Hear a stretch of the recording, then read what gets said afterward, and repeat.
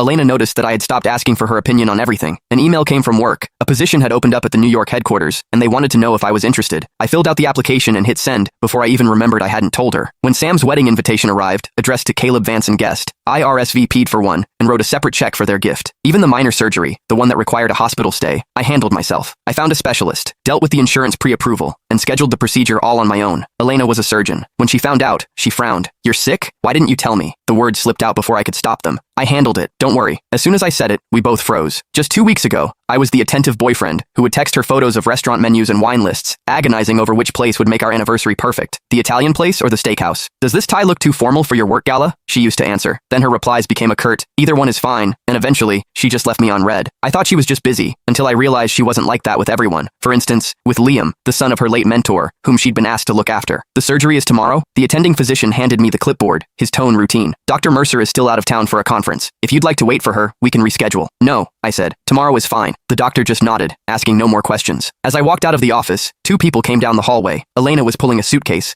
looking like she'd come straight to the hospital from the airport. Liam followed her, wearing a black cashmere overcoat over his casual clothes, the Burberry one I'd given Elena for our 3rd anniversary. Elena saw me, and her brow furrowed. "What are you doing here? Sick again?" That word, again, stung like a needle. She snatched the papers from my hand, her eyes scanning them with a flicker of annoyance. "I have a full surgical schedule tomorrow. This isn't an emergency. We can do it when I have time to oversee it." "Don't worry about it," I said. "I've already handled it." She looked taken aback. This was coming from the guy who used to call her worried about every minor fever, the one who sent her a dozen options just to pick a weekend getaway destination. Now, here I was, calmly scheduling my own surgery. If she hadn't run into me, she probably wouldn't have known until after it was over. I took the chart back, accidentally knocking a small bottle from her hand. It clattered to the floor. "Strong prescription sedatives. It's not what you think," Elena said, bending to pick them up. Her voice was as flat as if she were discussing the weather. "They're for Liam's chronic insomnia. Doctor's orders." Liam clutched the coat tighter, his voice a fragile whisper. "I'm so sorry, Caleb. It's all my fault. My anxiety has been so bad lately I can't sleep. I can't focus. Elena is the only one who understands. She said she couldn't leave me alone in case I did something stupid." Her voice trailed off. "You don't know what it's like. Sometimes my head is just full of dark thoughts. I can only get through it when Elena is with me. I just wish I could be strong like you." I'd heard this script before. Every time I questioned their relationship, Liam would bring up his mental health and his episodes, and Elena would shoot me a look that screamed, "How can you be so heartless?" Once, I had a sharp pain in my chest and asked her if it could be stress-related. This brilliant cardiothoracic surgeon told me, "I don't know. I'm off the clock." When I complained she was being dismissive, she just pinched the bridge of her nose wearily. "Can't you just look it up yourself? You're a grown man, Caleb. Can you be a little more independent? Stop relying on me for every little thing." So frugal with her words for her boyfriend. Yet she personally escorted someone else to their pharmacy. "Well, you should take good care of him then," I said, my voice completely flat. "After all, his sleep schedule is much more important than my surgery, right?" Liam's face flushed. "Caleb, that's not what I meant. Are you still mad?" Elena cut him off, her eyes fixed on me. "Just because I didn't tell you I was going out of town? 2 weeks ago was her birthday. I had worked overtime for weeks to get the day off, cooked a 5-course